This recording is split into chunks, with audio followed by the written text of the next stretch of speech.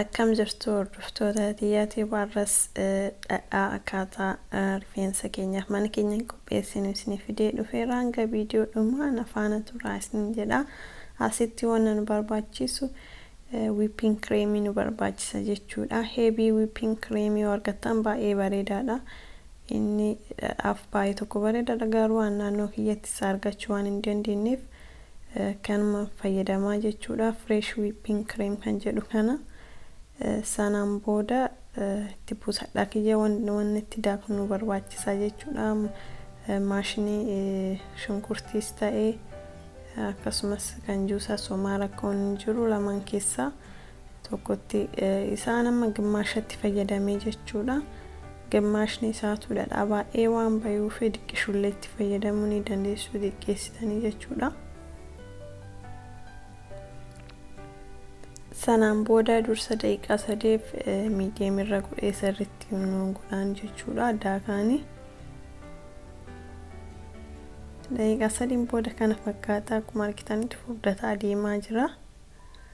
Bishaan hoomaatiin godhu jechuudha. Bishaan wajjinis hojjechuu barbaadan bishaan kobbee tokko gootan aannan kanas kobbee tokko gochuu qabdan jechuudha. Kireemii kanas walqixa gootanii akkas bishaan wajjin illee daakuu ni dandeessu.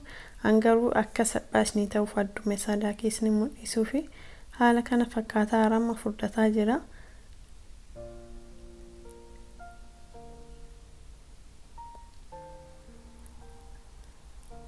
Amma kireemii iyyuu sukkaara maamatti buustanii yeroo inni akkana baay'ee furdatuuf deemu kana kireemii keekii uumama irratti dibuu iyyuu hin dandeettanii onni gara furdataa sirriitti deemutti jechuudha. Warri keekii barbaadan immoo ani garuu dhadhaa waan irraa barbaaduuf calliseetumaan daakaanii jechuudha.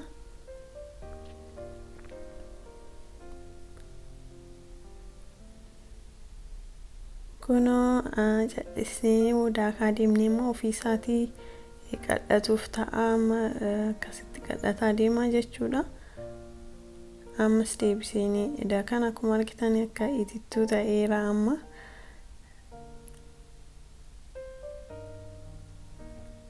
Ammas haga inni dhadhaa ba'uu jalqabutti deebiseetumaan akkasumatti daakaanii. Kunoo amma akkuma argitanitti walitti qabataa jira. Dhadhaa ta'uuf deemaa jira. Bishaan isaallee jalaa baafataa jira. Ammas dhiquu isii waliin dha'a jechuudha. Kunoo amma dhadhaan keenya gaheera jechuudha. Dhadhaan kiyya akkanatti walitti qabameera. Aannaniin adda baheera jechuudha.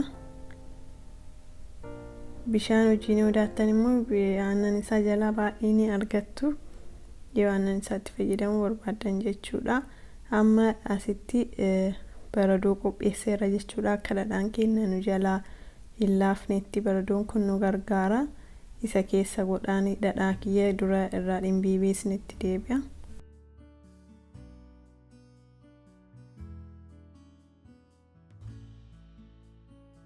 Kunoo dhadhaa kiyya dhimbiibee dhufeera. Kanaafis akkanatti keessaa baasuu qabaan aannan jechuudha.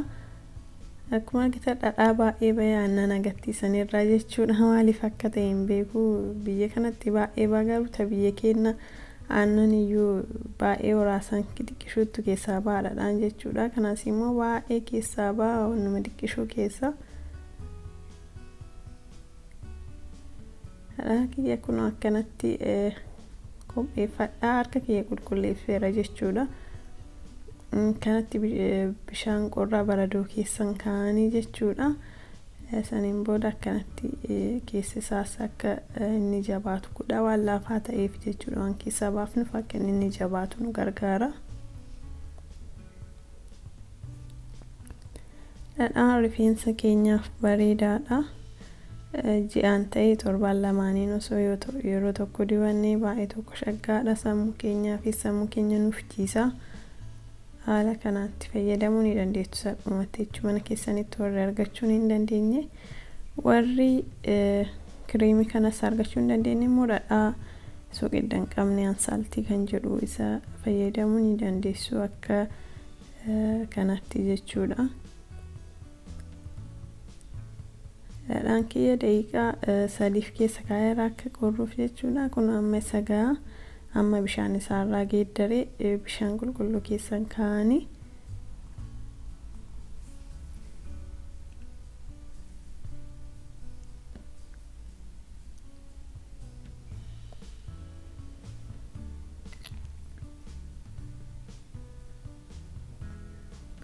bishaan qulqulluus keessa kaa'ee kun akkanatti akkuma argitanii laafaa bareedaa isaati.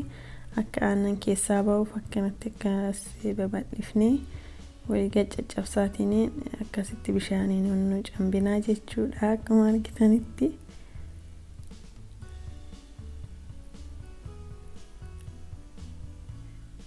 kun dhadhaa kiyya amma bishaan cambee geesseera jechuudha. Amma akka inni keessaa bishaan isaa keessaa ba'uuf akkanatti keessaa akka nama cuunfuu godhee gannoo godha bishaan wajjinuu kenne jalaa baduu waan danda'u bishaan isaa keessaa baasaa dursa jechuudha. Bishaan isaa sirriitti keessaa erga baafneen booda saniin booda dhadhaan keenya qophii nuuf ta'a jechuudha.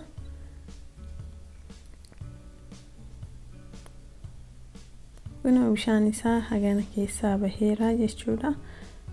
Bareedaa ta'eera amma qophiidha. Meeshaa kiyya keessa kaa'adheetini aga diqqoo turuuf hanga daqiiqaa 30 humaan firiijii keessa kaa'eetini deebi'ee isinitti mul'isa maan inni fakkaatu.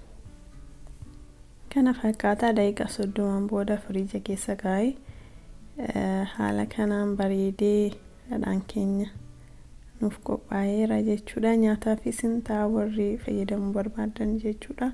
Akkasumas rifeensa keessaniif keettanii dibachuu ni dandeessu torbaaniin yookaan torbaan lamaan jechuudha. Firiija keessa keettanii hanga goggogaa deebistanii ala baastanii saniin booda dibachuu ni dandeessu. Kana fakkaataa laafaa bareedaa isaa jechuudha. Harka kiyya dibadhees ni mul'isa akka inni fakkaatu jechuudha.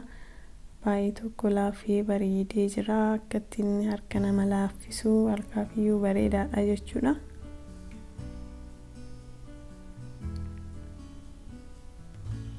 Kun harka kiyyaayyuu cululuqsee bareechee jira jechuudha. Rifeensa keessaniif akka dibattan abdiin qaba. Hanga viidiyoo biraatti walitti deebinutti viidiyoon kun isinitti tole like, share, subscribe gochuudhaan akka na jajjabeessitan sin gaafadha. Hanga viidiyoo biraatti walitti deebinutti har'aaf xumureera nagaatti naaf tura.